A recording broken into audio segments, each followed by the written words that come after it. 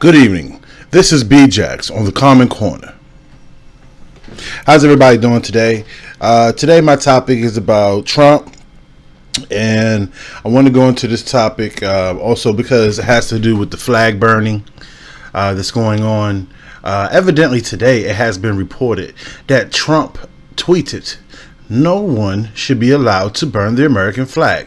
If they do, there must be consequences, perhaps loss of citizenship or a year in jail." Now, that's almost probably the same way. Well, not even the same way, but let's just grasp on this. The leader of the free world is basically saying that if you burn the flag, you should lose your citizenship or go to jail. So let's think about this for a moment. To burn your flag in protest for maybe some things that you don't agree with that your country may be doing, and there are always going to be more than a group or a handful of people that do not agree with the administration or how the country is being ran or how much free lunch is out there in the cafeterias. Someone is not going to like it. But it is a right that every American has to express themselves.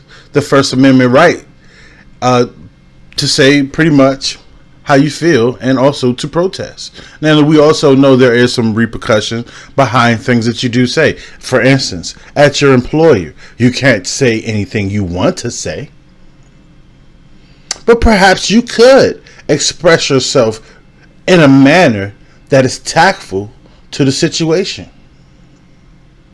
Here's a situation where these guys here, black, white, all looks like Hispanic guy, of all nationalities here, they're burning a flag. They're burning a flag for whatever particular reason that it is. But Trump tweets, nobody should be allowed to burn the flag. Did Trump say, how can we reach out to these Americans to find out what exactly that they are angry about?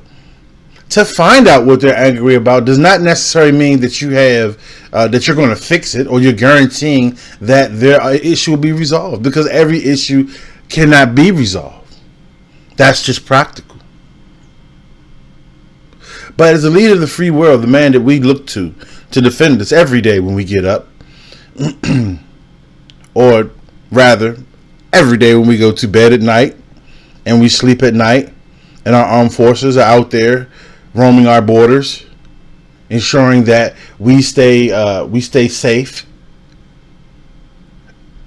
That American soldier is actually out there defending your right to do this. He's dealing with foreign issues and also domestic, but he's defending that right of an American if he chooses to burn the flag. Well, I wouldn't burn my flag, but if that American chooses to burn their flag, then that's on them, and I don't really particularly care about it. Maybe we should blame the ones that actually report it. No one wants to see it, so why do we read it? Why do we look at it on television if no one wants to see it? It's a channel that can be changed. And I just want to go into some information here real quick. I did do a little bit of research in regarding to burning the flag. And here, currently, flag burning is not illegal in the United States. The Supreme Court of the United States, in its decision from 1969, has ruled that the burning of the flag is protected by the First Amendment. However, the person who burnt the flag can be found guilty of a misdemeanor for starting a fire without a permit. Okay, so there you have it. Ladies and gentlemen, there is no law against burning the flag. I wouldn't recommend it. Someone can get hurt. For many reasons, I wouldn't recommend it. And there's other ways that perhaps maybe you could protest. But certainly that is a right of one if he wants to take the time to burn the flag and cause a mess, maybe burn some other people and get himself caught up. But why would the president of the United States feel that he has to stoop down so low and to even apply messages to this? Nobody should be able to burn the American flag. Make the world so that they won't have to or don't want to. Maybe we can look at that for a moment. A lot of different reasons why people burn their flag. And if you take the time to listen, they'll tell you. But if we just take it all collectively, put it together, burning the flag, oh my God, this country's so great what it has done for all the people. It's burning the flag. Yeah, for some people it did do a lot for. I'll say that. It helped out a lot of people, got a lot of people out of a lot of issues, and put them on top. I'll vouch for that. But unfortunately, everyone doesn't agree, and they have a right to protest. And if we are Americans and we have the right to protest, then if that's how they choose to do it, by burning the flag, then so be it. And I just feel that at this time, and I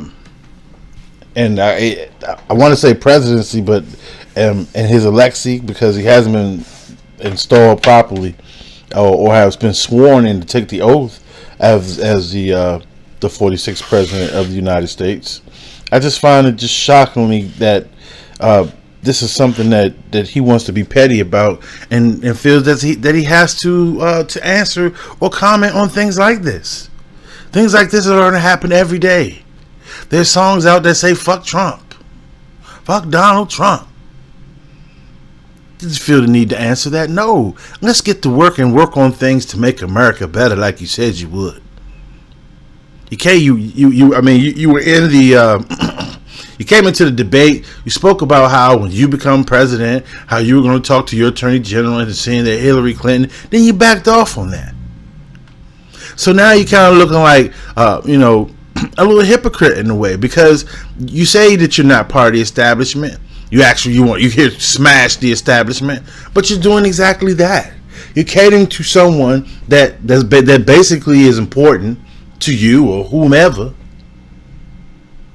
Then you say you feel they suffered enough because she lost an election. so that's just a small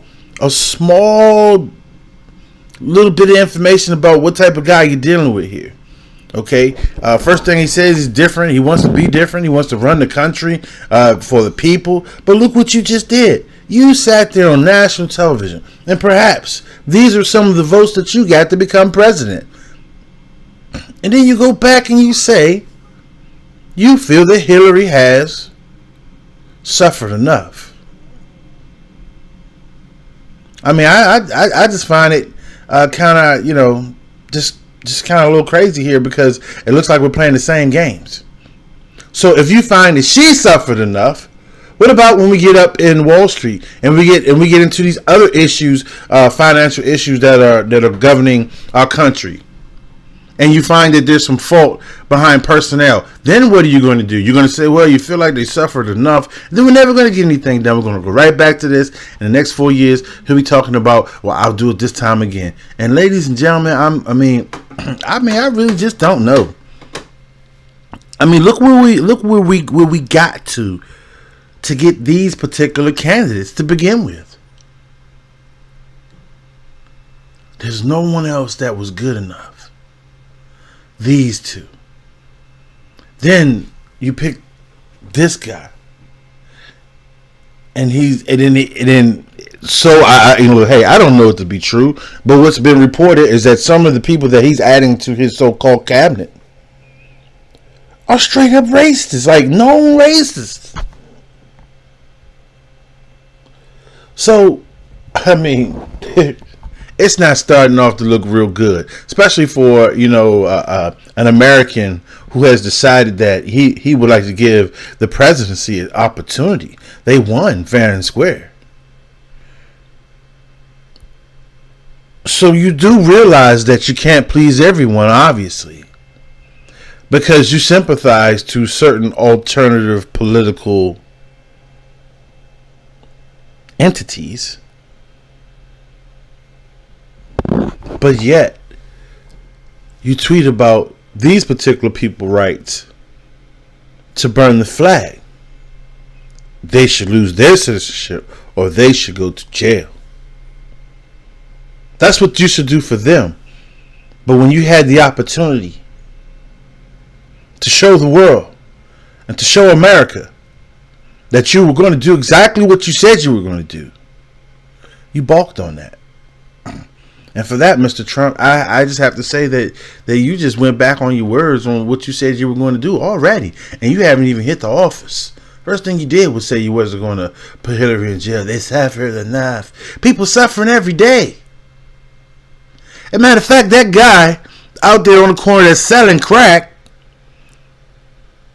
he suffered. That's why he has to sell that crack. But guess what? The judge doesn't say, hey, he suffered enough.